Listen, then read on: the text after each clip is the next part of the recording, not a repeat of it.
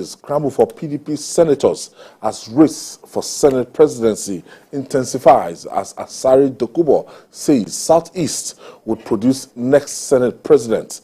I'll be hanging out with Dari Odufaokon and Tony Waji. So if you're ready, let the hangout start now.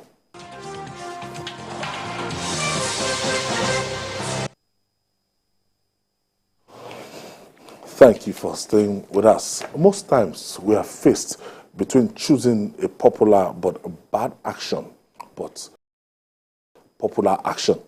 The Federal Airports Authority of Nigeria, FAAN, has justified the action it took to demolish some structures built on illegal acquired land belonging to the agency.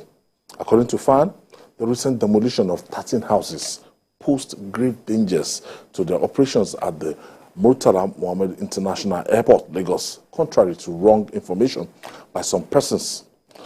The spokesperson of FAAN stated that the publication and jingles were done warning people about the risk involved in purchasing and building unrestricted aviation land without considering the danger to aircraft operations and occupants of such buildings themselves. Dari, I saw the video this morning and the woman running, talking on the ground and everything. Normally when you see that kind of thing and the way the demolition was being carried out and the amount involved, the lovely, beautiful houses, there's this sentiment that, but I had to put calls, I had to start making my findings and inquiries, and I discovered that, if your building is standing on any drainage network, it's a big problem that you are going to get the repercussion in future. If your building is standing very close to NNPC right of way, it's something that the repercussion will take. Now, this is a federal agency, and if you see the amount of landed property needed for FAN around that area, for the runway and for their operations, is a very, very restricted area. So how did we find ourselves in a place where not 1, 2, 3, or 4 people started erecting structure there? And why did they wait for them to finish the structure, complete the beautiful edifices? That's the only, that very last point of yours is the only angle through which I can probably fault FAA in all this. Why wait for these people to spend money erecting the building? Fine buildings, though.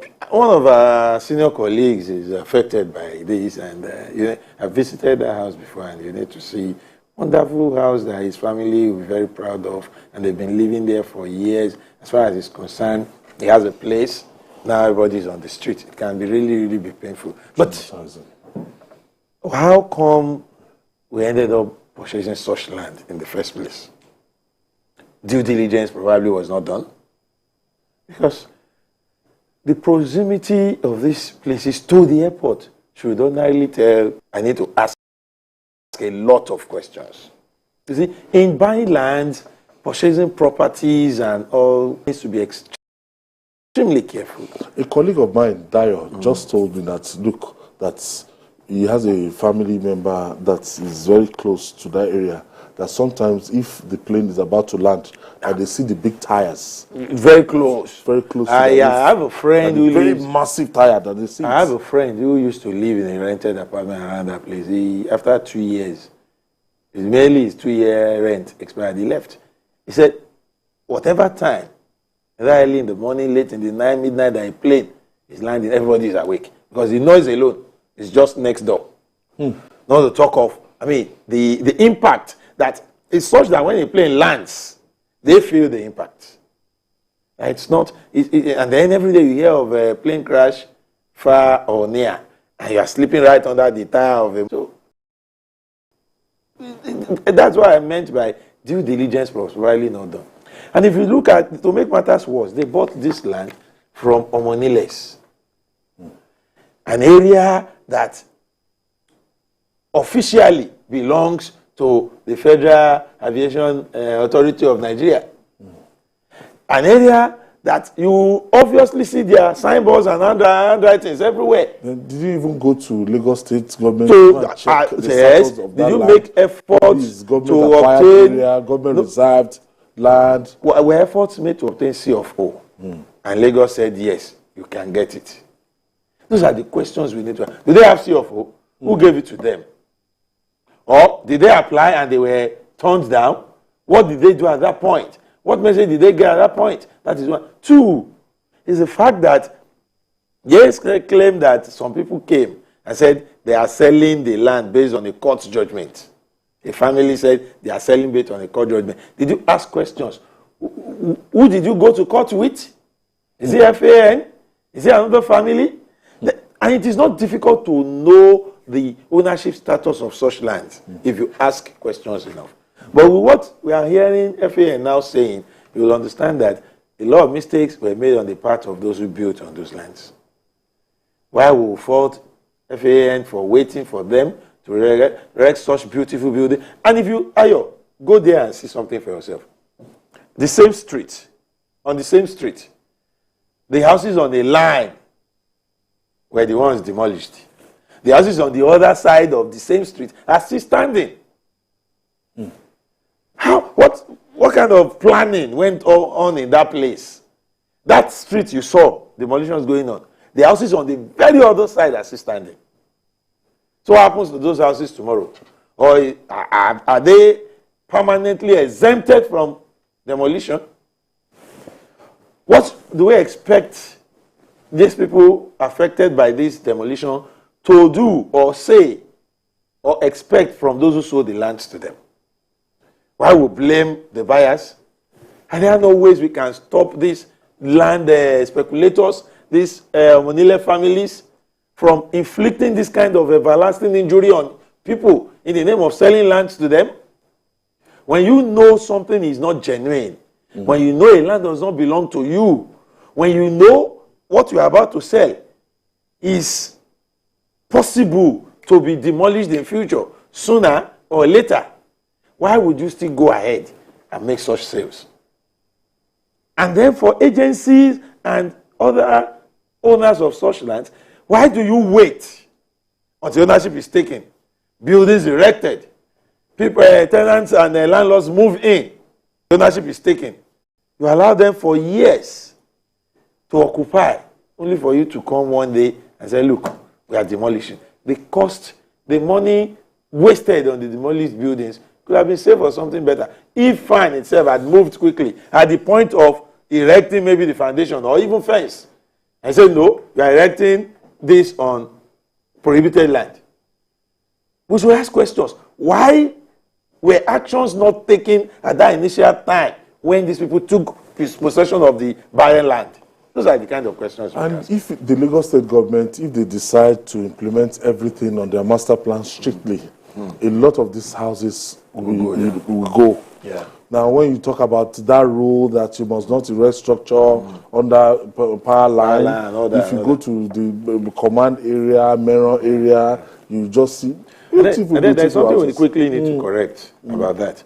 It was not Lagos State that carried out the demolition. Yes, the agencies that came only responded to request from the Federal Airport Authority of Nigeria, because it's a federal government land. The speculation, because there's something going on online that Lagos State government moved there, they are targeting certain people. No, Lagos State government has nothing to do with that demolition. That line of argument is despicable. Yeah, it's despicable, it's unimaginable. Tony, did you see the demolition at all? I saw the demolition. And when you look at the airports around the world, you know the way these things, if it's not development and civilization, I don't even think airports should be even close in any way to town where people resident areas, houses around the facility of any airports. Absolutely correct. Correct. Because you know the way we do things in Nigeria, airports supposed to be erected close to the airport. At all, you have to fly travel. and you need to fly and come down to Lagos, and you know, you see houses around there and you're scared. Like, are we going to drop on the houses and you want to watch out where the tarmac keeps starting? So I think it's over time we need to look at look at the Abuja airport now. Yeah. Look at how far Abuja airport is away from anything. You have to travel like 45 minutes before you get to town. And also a lot of things need to happen. A lot needs to happen. All those who are saying, of course, after election, a lot of things like that are expected to happen to be said. But it goes beyond that. The fact that these buildings are, I'm yet to see anybody to say, telling me that to dispute it, that it's not close to the airport. Until I hear anybody say that, but then that is not to exonerate agencies responsible for this, because from building planning, and then building, and then you erect this building, and something lovely building. It's crazy, and then because I live here. Waiting. I just drop a heap of gravel or whatever. I see the state coming and say, "What's going on?" So you saw that somebody dropped the ball somewhere, and we need to look at this whole issue holistically. Somebody put a building from beginning to the end, then you come one day to say you're going to demolish. I know they served them notices. How did they even get to that? Who sold those lands to them? So as to, because it's not the first time Lagos is a demolition building, so we should not color it politics and all that. It's not new. Demolition of building has started, and I learned that even doing some at the coastal line of Lekki and all that. So we take away politics so we can actually address the issue. So as to forestall future occurrence. Otherwise, it will happen. Not that it will definitely, there are some people who are still building on coastal lines and drainages in Lagos today. You're talking about so Abuja Airport. You can see buildings going close gradually. Before you know it, they will be next door. Just go to Festac and see what's going on. People are building in places they shouldn't build in the first place. So it takes a whole lot for government to stand up and say, we have to clarify it now. This is not kind of action taken by the Lagos state government. No, it's the agency. Yes, people saw. I think where the assistant of Lagos state government, not the assistants. The FAN requested. It's like a service rendered. They saw vehicles below and machines belonging to Lagos State government. They were invited. So whatever is happening, we should be able to address to FAN. The incineration online and that it has nothing to do with Lagos ethnic, State. tribal, whatever. That's they only responded to the request of a federal government agency to address an emergency. Because I think the issue, like one of the concerned people said, they were served even recently. Some months or so ago, there were attempts to carry out this demolition and nearly degenerated into something very, very violent. So I think this was planned and carried out with determination. But if this same determination had been extended at the very beginning of, you see people digging lands, dropping heap of sand, we won't be here talking. You can use the same force to prevent them from accessing those landed properties. And to people that want to buy land, due diligence.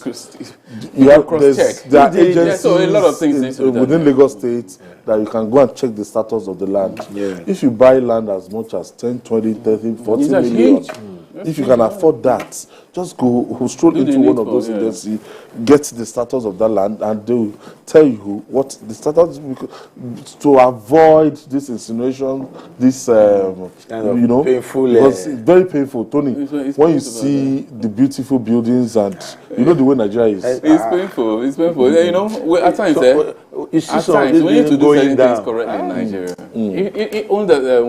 At times is that mistrust between governments and the people that causes this kind of, hiccups, crises now at times. Otherwise, when you do the wrong thing and you're corrected, it shouldn't generate an uproar like this. The fact that somebody built somewhere that is not right. As I said earlier, I'm here to see someone is coming to tell me that, no, that land doesn't belong to FAN. You made a mistake. The mistake right now is trying to approach. I don't know who sold the land to them, how the building started, and then they finished and they moved in, and then suddenly, So I know it's painful, but... All right.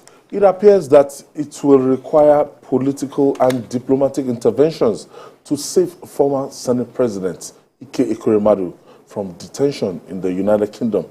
The House of Representatives has urged the Central Criminal Courts of the United Kingdom and the British government to temper justice with mercy in sentencing Ekweremadu, his wife Beatrice, and UK-based Obina Obeta. The House also urged the federal government to take all diplomatic steps to intervene in the travails of the Ekweremadu family. Meanwhile, the Speaker of the Parliament of the Economic Community of West Africa States, ECOWAS, Sadi Tunis, has also pleaded with the UK court to temper justice with mercy in sentencing Ekweremadus. But is this not too late, gentlemen? I saw a letter by former President Olusegun Obasanjo, attesting to the fact that he has worked with Ekweremadu. He's somebody that he knows very well, and is somebody that has, been of good conduct. And this is a very trying time for the Ekweremadus.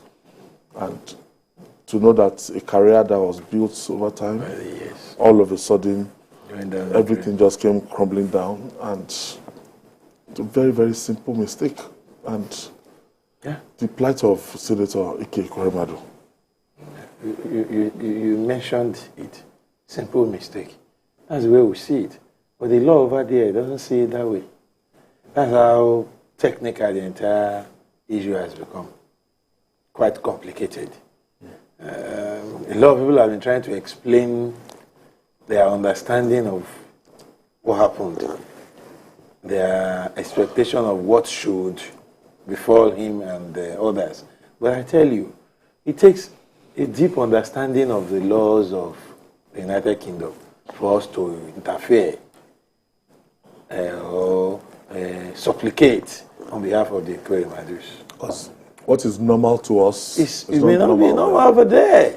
That's one. Two, understanding their perception of what has happened will determine what will happen to Ekweremadu, not our perception. Our perception may be that, it's a mistake. He wanted to save the life of his daughter. Yes, all these are the truth. I sympathize with that family.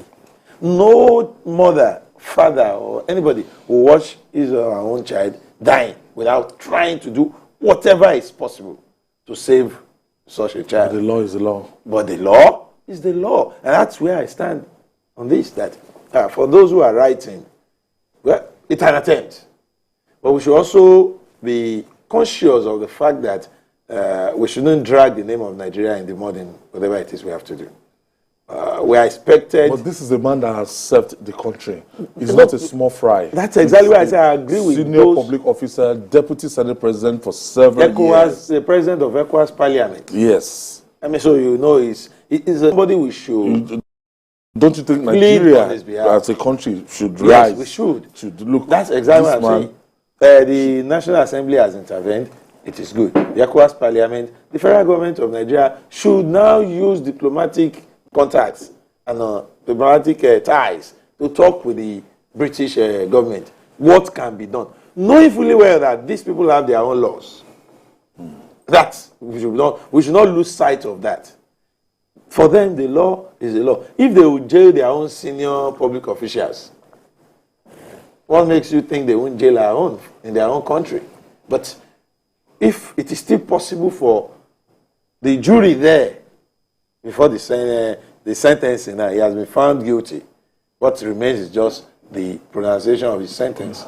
Before the sentencing, if they can still consider all that is emanating about him from far and near, and then give a thought to what happens to his family and all that he has worked for all his life, if it is possible, provided that this same jury has not implicated him beyond what we think. That's an issue. All right. Well, we have Shola calling us from Lagos. Thank you for staying with us, Shola. Good evening, Ayo. Yes. And good evening. Go ahead, please. The two gentlemen in the studio. I actually wanted to comment on your topic, the initial one. Feel free, please. You see, the people over there who own the property at Ajao Estate, honestly, they deserve what they get. Honestly, because there's a legal procedure for anyone that wanted to buy a land. There's land searching there where you can go and verify if the land is under government accusation or not. The intervention of Ekweremadu is just not an ordinary citizen, somebody that has served, and do you think the intervention is timely, one, and do you think it's belated? I don't think it has to do with the position he occupies in the country. The fact that if you break the law, you face the consequences anywhere outside the country. If it's in Nigeria, it could be tolerated. You know, we have a way of circumventing the process, and at the end of the day, he's found not guilty. But we're talking about UK law here, so we can only plead. We can only plead that they look at the issue again, but I think it's late because tomorrow the judgment is going to be delivered. I think the Senate deliberated on it today. Yesterday, the House of Representatives. But for me, I know whatever sentences they're going to give him by now is ready. You know. So, but then, as a parent, you know, I pity the guy and the wife, you know, and the daughter, you know, in the mix. I don't know the state, what she should be going through right now. It's painful, it's hard, you know, because I can imagine this happening to any of us. You know, the first thing to do is you have to rescue and then save the life of your child. Yeah. But it's so unfortunate that he finds himself in this kind of situation. I pray the UK courts, you know, be lenient with justice they're going to, you know, put on this. I was told that it's a minimum of 10 years, and that's what I heard. A career. 5 years. Okay, I've heard 10 years myself. If he's convicted, that automatically put paid to his career, what he has been building all these years, what he has worked all this year. Well, I would think at this point, I think we should think less of even a career. I'm sure he's not even thinking about that right now. That's the least that will be on his mind. We should be concerned about his life. He's thinking To about freedom. be sent to jail at that level, and about what? Trying to save the life. It can be demoralizing. The doctor in question, two things will go on in his mind. He's going to spend time in jail. His daughter is out there, still ill. Mm-hmm. You know, at the end of the day, if he hears that, oh, my daughter is still... Who will take care of...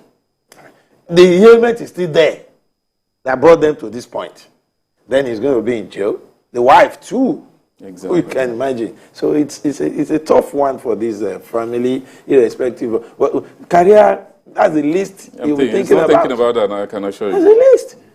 There's so many things on the table right now. I mean, if you take a look at the story of the Ekweremadus, especially the former Deputy Senate President. Somebody has built, you know, his life, his career, his politics, from being a council chairman all the way to becoming the deputy. Secretary to the... He was secretary to the state government. Asylum is short for him. I don't see the UK government. Don't be too sure. I don't see the UK government. Don't be too sure. You may get some. Don't be Send too him sure. back to the system because he might be you are missing something. Really? Yeah, I don't see him getting asylum. In the UK? Yes, don't be too sure. There are issues. You shouldn't be certain. So a lot of things are at play here. Yeah. They got to UK.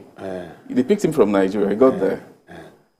He followed them all the way to Nigeria, and they gave him, you know, the scenario, and then he went to the police and report and all that.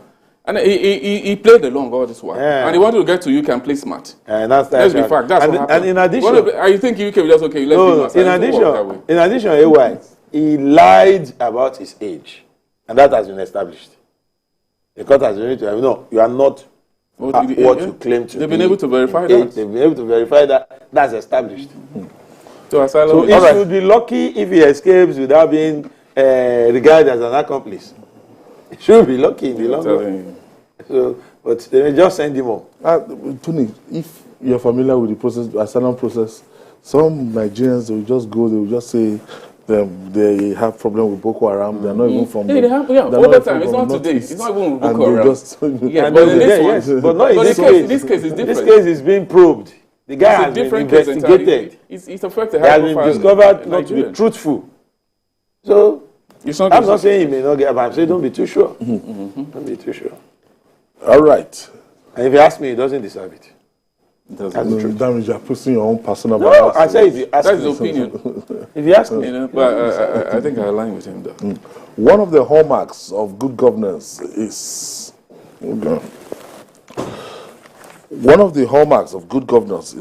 bipartisanship in taking decisions. The governor of Ekiti State, Abiodun Oyebanji, is towing this line. Now, Governor Oyebanji visited the former governor of the state, Segun Oni, urging him to return to the All Progressive Congress, APC, where he was the deputy national chairman before he left. The governor said his visit is in fulfillment of his pledge to personally call and visit Oni, who he described as a brother and a leader.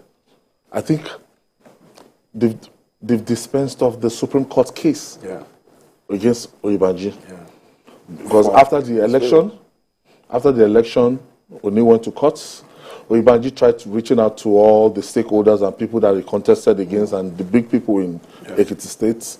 So maybe he with very close relationship with even the president-elect, Bola Ahmed Tinubu.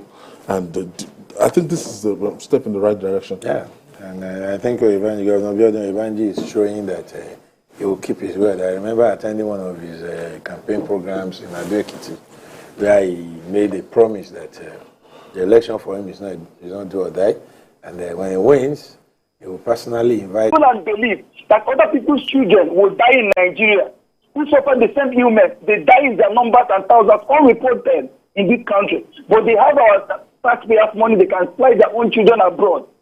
This is a warning to Nigerian leaders. If we don't come back home and invest in this country and make this place better for all of us, it is so disheartening and unfortunate. And the sad truth is that they might be facing some of these things. Because when they have more issues, they run to abroad. How I wish they will have a situation or a law in Nigeria that forbids any government official from seeking medical treatment. Thank you, Kesandu. Kesandu calling us from Owerri. I think that message is clear about let's develop something inside here. And before Ekweremadu went abroad, I have it in good authority that there's some hospitals, medical facilities in Nigeria that can conduct operations like that. It's done here several. Yes. It's a lesson. It's a lesson, and it's just all about this distrust of things that are our own. If at that level he doesn't have faith in at the that medical level, facilities, at that level. So will you blame me or Chris exactly if we decide to go to India? Exactly. At that level, we feel like they can't do anything. But he has forgotten that he's been a leader for a long time. And you know, it's not for me. I don't want to stretch, but I think I'm sure he's regretting most of his action right now. Okay, Tony, going back to Ekiti State now, what Governor Oyebanji is trying to do? Yes, I think, for me, I salute the governor. I salute regretting most of his action right now. Okay, Tony, going back to Ekiti State now, what Governor Oyebanji is trying to do? Yes, I think, for me, I salute the governor. I salute him for dropping his ego, for his courage.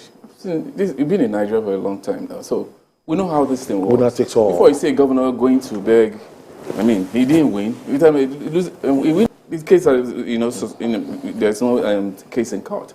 Going to say, please, work with me. That is how Nigeria is supposed to be.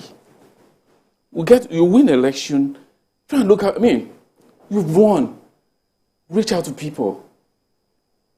Because for me, you still need them. They are part and parcel of that state or the country. Reach out to them and say, please, the election is over now. Those mistakes we encountered during the election, just bring them. Let's see if we can work on them and get this country working or get this state working. So that's why I said I salute, and they are very rare. They are very rare. Just look around the country and tell me a governor can do that. We've won. So if you like, and just go do whatever you like. I'm the governor at the moment. If a state must succeed, you need every hand on deck, both the losers and winners. And that's why I doff my heart for the governor of Ekiti State for this. And I pray a lot of them, I wish they take a cue from him. Segun Oni has been governor for Ekiti State. You know, he was, I think, a one-time governor. And he's a gentleman. I mean, I see the two of them. I see two gentlemen coming on board. I think I've met Shagoni, I've met him, and I've interacted with him. And I think he's a core gentleman to the core. Yeah. So he's a gentleman to the core. And I pray he listens to what Governor Buhari Oyebanji is talking about, he's saying, and come in and see how they can put Ekiti, you know, I think Ekiti first before anything. The election is over. I mean, for me, first thing is I salute his courage, and I doff my heart for him for taking that move. The political party, at the end of the day, I think apart from the APC and the PDP, and lately the Labour Party, people just use this as a special purpose vehicle to get to power. Immediately they get to power, you hardly see people. That's why I was surprised when I was told that Senator Ifeanyi Ubah still ran under YPP and still won. He's one person that has shown us that if you have a mind of your own, you can stay anywhere and get things done. He won Senate with that YPP.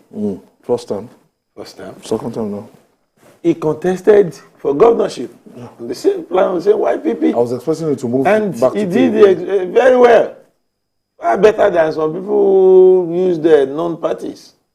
And then he went back to the same YPP, got his second term as a senator. And from what I learned and from what I've seen in Anambra, having visited the states a couple of times, he's building the party. He's not just sitting pretty and using it as a vehicle. He is building the party. That's what others don't do. And that's how it should be. And that's how it should be. Anybody should not be surprised if IPP one day wins the governorship in Anambra and then extend to neighboring states. Because this man is taking time to build the party. So coming to Ekiti, where Oni went to SDP, Oni is a politician with progressive inclinations. If you look at his politics, even when he made governor on the platform of PDP, a lot of people will tell you, this is a gentleman, this is a progressive, and in no time he found himself in the midst of progressives. Joined the CN, progressed to APC. He only left APC for PDP, briefly, when it became obvious that he was not going to get a governorship ticket. And when he got to PDP, Fauci made sure he didn't get the ticket too. That was Fauci's sole responsibility. He made sure he was not interested in who gets it, but not Shegoni. And once that happened again, Oni was like, look, I'm going to prove to you people that have followership. So he went to SDP. And his performance for somebody who got into that party and built it almost a few weeks to the general election is not bad. So that shows you what is what politically. Tony is calling us from Benue State. Otukpo in Benue State. Yes, Tony. I'm seeking respect of Senate, Deputy Senate President Ekweremadu. Yeah, I so felt so sorry for him for what he's going through. But at times we need to tell ourselves the truth. If this case has been in Nigeria, this is how the thing will die down. I really felt for him, seriously. But if it had been in Nigeria, this case will have died down. The rich will always go out. Okay. So. Thank you, Tony. Tony, thank you for your contribution. The race for the Senate presidency of the 10th National Assembly is intensifying. Let's quickly take this break. When we come back, we'll talk more.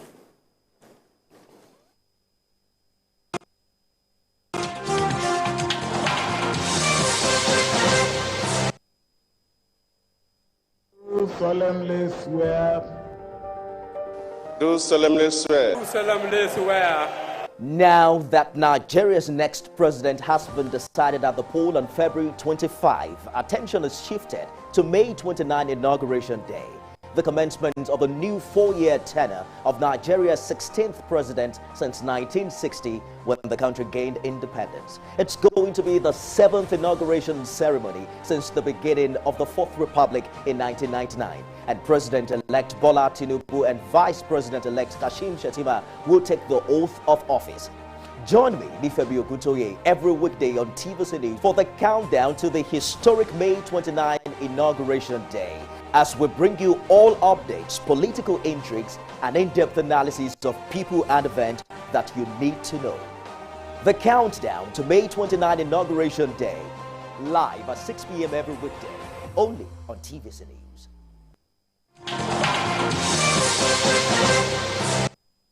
Thank you for staying with us. This is Journalist Hangout, and we're reaching you from TVC News here. And I see I have Tony Waje and Dari Otufokon in the studio. The race for the Senate presidency of the 10th National Assembly is intensifying. Two senators-elects, Abdulaziz Yari of Zamfara State and Godswill Akpabio of Akwa Ibom State, are scrambling to woo their colleagues across political divides ahead of the inauguration of the 10th Senate in June. However, a former Niger Delta agitator, Asari Dokubo, said Southeast should produce the next Senate president, as it will be politically correct to zone the number 3 seats to the zone. He stated that such move will mend wounds of the people of the region and bring about unity in the country.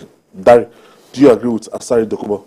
Well, I don't disagree with him either, but I find it difficult to see APC towing that line. Southeast, not south. Southeast. I find it difficult to see APC towing that line based on the reason Asari has given.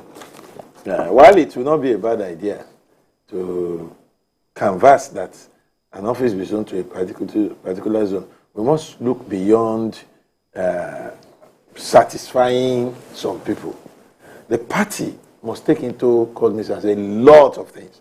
And if you look at what the party leaders have been saying, they're considering politics, they're considering unity, they're considering competence, and they're talking about stability of the 10th National Assembly. These are the issues. Beyond, let us pacify a region with a position. No, we can't continue to do that.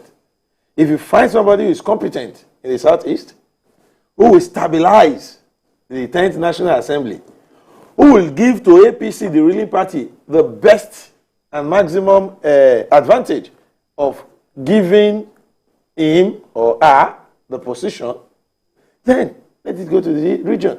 But if you find competence, stability, and unity elsewhere, it should not be a compulsion that it must go to. People talk about zoning offices. What you consider in zoning are numerous. If you talk about politics, in politics, you share positions and benefits based on votes. If APC should go ahead and leave a zone that gave them more votes and give the position to a zone that gave them less votes, they are likely, they stand the risk of losing the support of that zone that supported them in this dispensation. Okay, hold your thought there. Tony, do you agree with the line of thought of Dari? Because a lot of people are looking at, maybe Asari is saying this out of, cohesion, stability, bringing Nigeria, back together, and everybody must be carried along. Yes. The Senate presidency. I'm not particularly interested in any of the candidates. I'm not. It's not my business. What I'm interested in is a Senate that is truly independent, a Senate that will ensure that democracy dividends are given to the people, that will ensure that Nigerians and Nigeria is better. I know the politics of who's going to be Senate president is going to... it happens, but we are not new to it. It has happened each time a new government comes. You see jostle for the position of Senate, president, position of principal officers of the House, position of the Speaker. So it's not... I'm just looking at the individuals here, and then all of them, just take a look at all of them. All of them, majority, former governors. For equity, I will suggest that it goes to the South, between South-South and Southeast. South-South and Southeast. For fairness, just as we're talking about Ekiti here, the governor going to meet Shegun and all that. Because he understands that he cannot actually do it alone. You may not like the politics. You may not like the party belongs. You may not like the fact that you contested against you. But the fact that everything is over now. So we're talking about governance, how to take this country to a better place. So that's where, when I look at these people, just, you know, because we will say somebody who can you know, like hold the Senate very well. And I want to look at all the individuals. I'm looking at Yari, I'm looking at Akpabio, I'm looking at Orji Kalu, and I'm looking at Dave Umahi. So when you pick all of them, just put them on the table and dissect what they've done so far in their states as governors, because this should be what should qualify them to be Senate president in the first place. What you're going to do, you must have experience. Track record. You must say, I've seen people say, no, you've been in the Senate for 50. No. Yeah, if you can do well in the states, then it means you can handle this. And you've pretended over your state for 8 solid years, it means you can do better too at the Senate, because most of them are past ministers, governors, and past office holders. So, for me, those are the issues. Who are the contestants first? I see, okay, let's take Dave Umahi. He's doing well, you know, in a Boeing state. He's done wonderfully well. But he's a greenhorn. Yes, he's a green, and that's exactly what I'm saying. Ranking and all that. You see, you have governed a state. You can handle the Senate. That's my opinion. You know, this issue of being in the Senate for 50 years. How about the rules? Go to the state. No, listen. The laws. This is the laws. But Akpabio is doing that already. Akpabio is doing in the Senate. He's doing it for how long? A term. So he's already a ranking senator. No, he's a ranking senator. But it matters. How long you spent there matters. But what you're bringing too. It's all about being in the Senate for a long time. Yes. Okay, listen. This is what I'm trying to say. Some of them have been in the Senate for years. Please go to their constituencies and see what they've done. That's, for me, those are the results. Not being in the Senate, and the media has made you a very national figure. What you give to your people, because you're representing the people, you're representing, first and foremost, your constituency, because before you became a Senate president. Your people sent you there to go and represent you. Anybody could have been at the Senate. Everybody in my constituency could be a senator. But you say, no, you go represent. So before you can, because we say a lot of people are running for offices and say, so what have you done for people before you say you're going to fight for these offices? I think we get to that point where we start saying, what have you done for your people, not how long have you spent at the Senate. Not ranking or what I've been saying it, I disagree with that. What have you done for your people who sent you to the Senate, both as a speaker and Senate as a senator, both as House of Rep member, House of Representative members, and Senate? What you've done for them will determine if you can do well as a Senate president. Because we've seen a lot of them. Lawan just finished. He's finished his tenure and he's stepping out. And we heard a lot when he was there. Was able to hold the Senate together. But go around and see the result, the achievement, and the feedback. For me, that matters a lot. What you have been able to do for the people who sent you on that mission. That will determine if you can be a Senate president. We can't leave the place of ranking. We can't. No, you can't dispute it. We should add what you should. I think we should add your achievements in your constituency to it. I would not be open to the idea of a new senator being Senate president. You see, it's beyond who you are. It's beyond what you have. Sorry, Derek. I'm not holding brief for anybody. No, I know. But my own question is, the likes of Abdulaziz Jari, what does he want?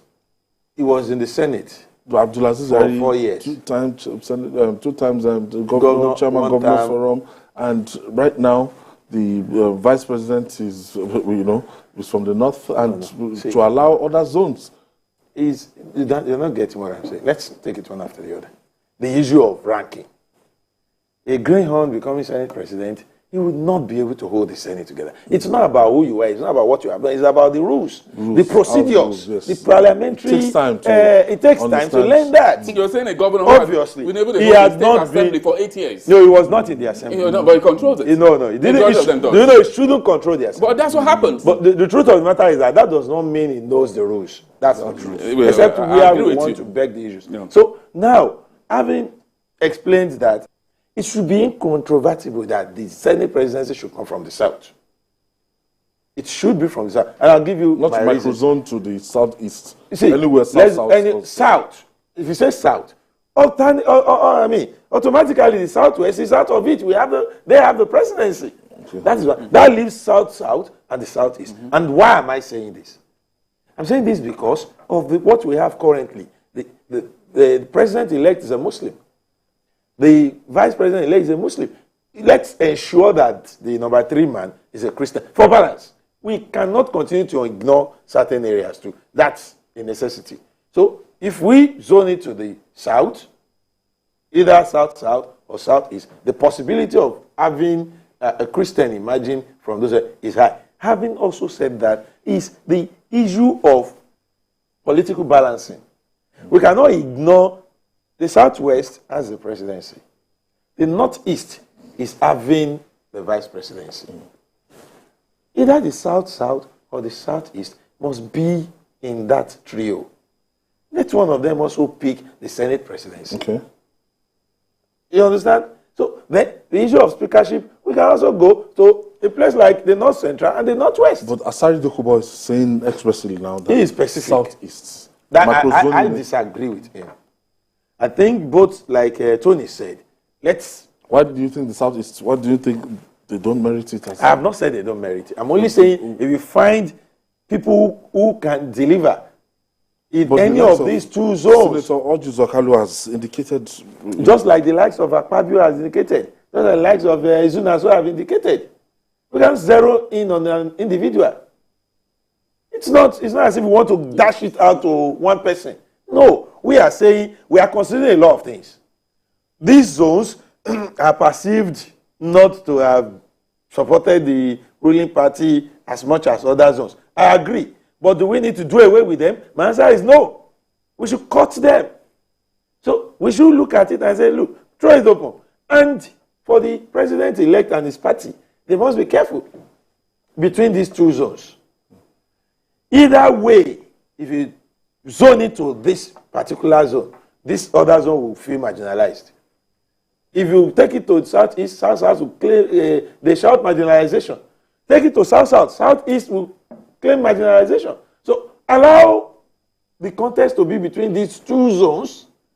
Whoever emerges from there, there are other principal offices. The other zones pick something else too. So at the end of the day, that's what will happen eventually. So that we are not the party or the president-elect is not accused of favoring one zone over the other. Let them come out, indicate interest. Contest. Do the normal contest. Do the normal contest. And make sure other zones are not competing with them. And then reach out to your fellow senators. Because at the end of the day, they are the ones that will vote. Reach out, like Akpabio seems to be the, I think he's the one actually in front from my own calculation.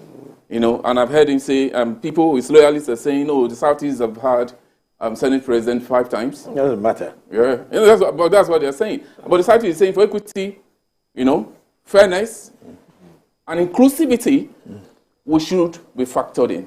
So now, if you look at, just as you said, that is where the president-elect has to come in. He does need to come in here. Sit all of them together. And I know, being an astute politician, he's watching this, and I'm sure he's making the right move, so that at the end of the day, everybody will go home happy. There are principal offices to be allocated at the end of the day. For instance, if the Southeast should get it, the South-South should have something. The others, likewise, when you turn it the other way, if they come to the South-South, the Southeast to get something. So I don't think anybody at the end of the day will lose out. It's just the heat of the moment. I think you should just slow down a bit. At the end of this, by June, we'll know who the Senate President is. All right. Dari Ojufalcon, I want to thank you for your contribution. My pleasure. And man, Tony, thank you for your contribution. So much, thank you. And that's our offering today. Join us tomorrow for another episode of the program. You can watch the repeat broadcast tonight at 11 p.m. And don't forget to join us this Sunday for Journalist Hangout on Sunday from 1:30 to 3:30 p.m. We're on YouTube, youtube.com/TVC News Nigeria. I'm Ayodele Ozubakun. See you tomorrow.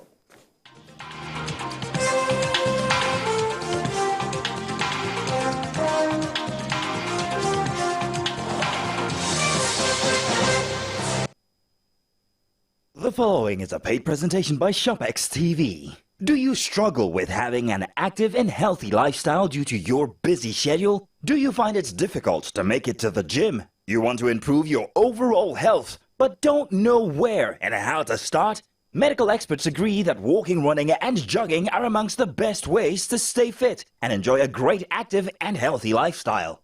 What if there was a convenient and affordable way to improve your health, improve your mood, and lose weight right in your own home?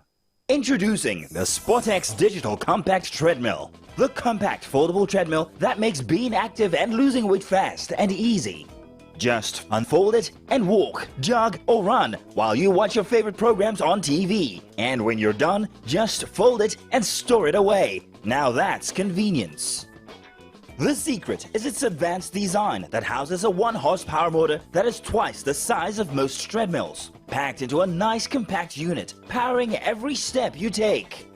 You get the SportX Digital Compact Treadmill System complete with a rugged commercial-grade ultra-durable traction belt, large LCD multifunctional display that displays speed, time, distance, calories, and has 12 different exercise programs, as well as a magnetic safety key for added security. The SportX treadmill has really helped me get back in shape. After childbirth, I love it because it's compact and can fit anywhere in the house. And when I'm done, I fold and put it away. Easy peasy. This is the best piece of equipment for people like me who want to stay active without leaving the home. I simply unfold it and use it while I watch my favorite program on TV. Joining a gym can cost an absolute fortune, and you could be paying up to 600,000 naira in annual gym fees. Get the SportX treadmill to save the cost and work out from the convenience of your home. You could pay 500,000 naira for a treadmill like this, but you can get the SportX treadmill for not 400,000 naira, not even 300,000 naira. Order right now and get this for just 264,950 naira only. But wait, there's more. If you order now, you get the SportX Digital Compact Treadmill delivered to you for free wherever you are in Nigeria. And it comes with a ShopX 30-day money-back guarantee. Hurry, limited stock available. So, call the number on your screen now or visit our website to place your order while stock lasts.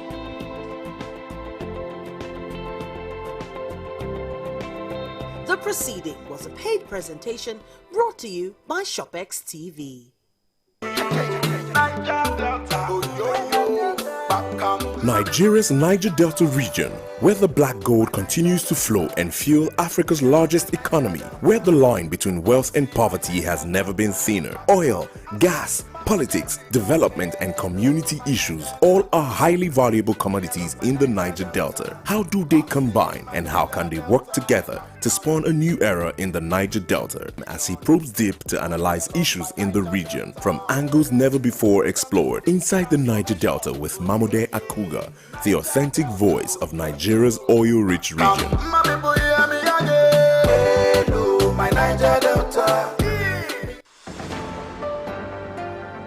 Join me, Precious Amayo, as I bring you news from the epicenter, where it happens and when it happens, staying on top of every breaking story, minute by minute, right at the hour when the city gets busy and just before it sleeps. We're live from every angle with objective insight and analysis. TVC News, first with breaking news.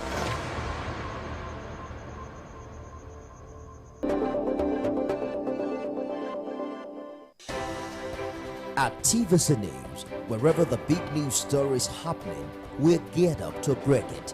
TVC News, first with breaking news.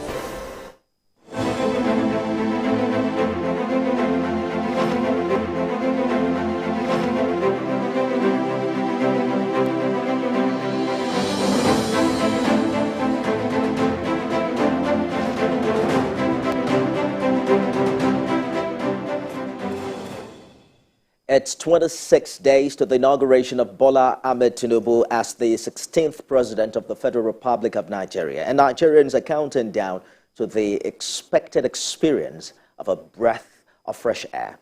Thanks for joining us on the program. I am Nifemi Okunto. You can follow us on all of our social media handles using the hashtag Inauguration Day. It's public holiday today in Rivers State, and no, it's not an extension of May Day.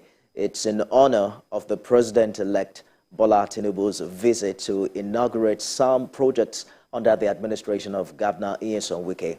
It's Asiwaju's first official visit to any state post-election, and it's happening in an opposition state that played a prominent role in the February 25th, 2023 presidential election. I thank God today you have honored our invitation. You have fulfilled the promise you made to us that you are coming to commission these projects. Your Excellency, I am proud. I'm going home fulfilled. I'm proud that my wife is proud that I did not disappoint her. I'm proud because my leader, our mentor, the man who God used to bless all of us who are towering politicians today, Sir Dr. Peter, I'm sure he's happy that his son did not embarrass him. I'm sure all our political leaders who are here, traditional rulers, you are happy we did not embarrass you. Your Excellency, Governor Nyesom Wike, you are very dependable. It is an honor and privilege to be in your midst today. I am a very happy man. Nyesom, I say thank you for your contribution to my victory. I couldn't have done it without some structural support, as not describable in a flyover.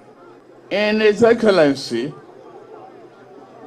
I see a man of principle. He took a principled stand that the presidency must return to South, and he has the courage to stand by his convictions, not minding whose ox is gone. He is indeed a man of great integrity. He did not choose to serve his own interests, not about him. Rather, the interests of the nation.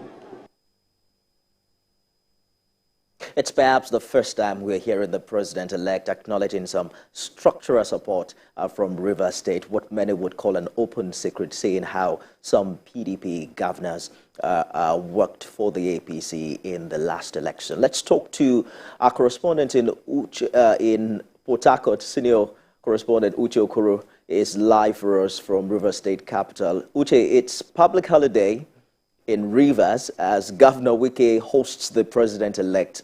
What's been the highlight of today's event? Oh, well, the highlight of this event is the presence of the president-elect in Port Harcourt to flag off the 12th flyover constructed by the Rivers State government. That was the highlight. His presence in Port Harcourt alone, the mere knowing that he had touched down at the Port Harcourt International Airport, arriving the city was enough a highlight, and you can imagine the mood when he eventually arrived at the venue of the inauguration. That was the highlight for most persons. And of course, when the president-elect began to speak, that was also another high point of the occasion, where he recognized the role played by Governor Nyesom Wike in what turned out to be his election success. I say that was that was one of the key high points of the event, because if anyone was in doubt before this time as to the role played by Governor Nyesom Wike in the APC's victory, I'm sure the comments of the president-elect himself would space to any speculation whatsoever as to what Rivers State governor may have done or not done in securing victory for the APC. So that was indeed the high point of the event. Those were the key highlights of the event so far today. The president-elect is also expected to be hosted at a state banquet this evening. What's the expectation for this event? Are both men expected to make public addresses like they did earlier today? Definitely, we expect that to happen. We've had special dinners like this held for very important dignitaries who have come to Port Harcourt or come to Rivers State in the last 8 to 9 months to inaugurate different projects. So this is not strange. Some of us who know the way, have an idea of the way the government operates and the way its programs run. We saw this coming, and so we expect that more comments will be made. If you, for those who followed today's live broadcast on TVC News, you would recall that both men, I'm speaking of the president-elect now and Governor Nyesom Wike, both men were very careful not to delve too deep into politics. You president-elect started.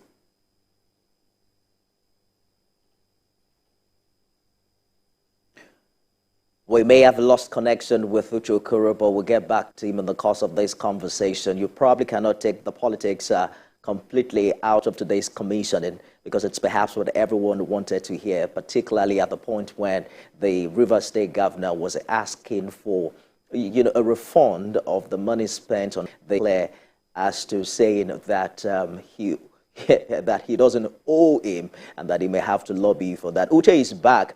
Uche, this is a 2-day event, and we've seen the commissioning of the 12th flyover in Rivers State in the past 4 years.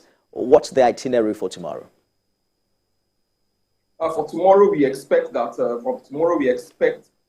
The president-elect to inaugurate the newly constructed magistrate court building, which already exists in the Rivers State Judiciary Complex along Azikiwe Road. We already have an existing magistrate court building, but the Rivers State government has thought it wise to build a standalone complex of them, thereby removing them from the existing Rivers State Judiciary Complex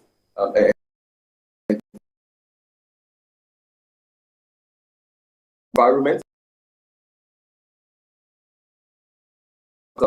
That project has been completed. We expect the president-elect to wrap up his official visit to Port Harcourt with the inauguration of that project. And after that, we expect that magistrate court sittings will begin to take place in the courtrooms that have been built in that particular compound, which is located directly opposite the Rivers State Police Command headquarters along Moscow Road in Port Harcourt. But for tonight, we expect that dinner to take place. It is scheduled to commence at 7 p.m. Today, and hopefully we expect something else we expect to happen is that both leaders may be perhaps freer to talk more politics than they did at the main event, which was the inauguration of the 12th flyover here in Port Harcourt. And hopefully the Lagos State governor will be there. You recall the president-elect saying he will allow Governor Sanwo-Olu respond to Rivers State government on some of the issues he has raised. Senior correspondent Uche Okoro, live for us in Port Harcourt. Good to see you. Well, we'll take a break now, and when we return, we'll be talking to Senator Olugbenga Obadara on the political implication of what appears to be inter-party relationship playing out in Rivers State. Stay with us.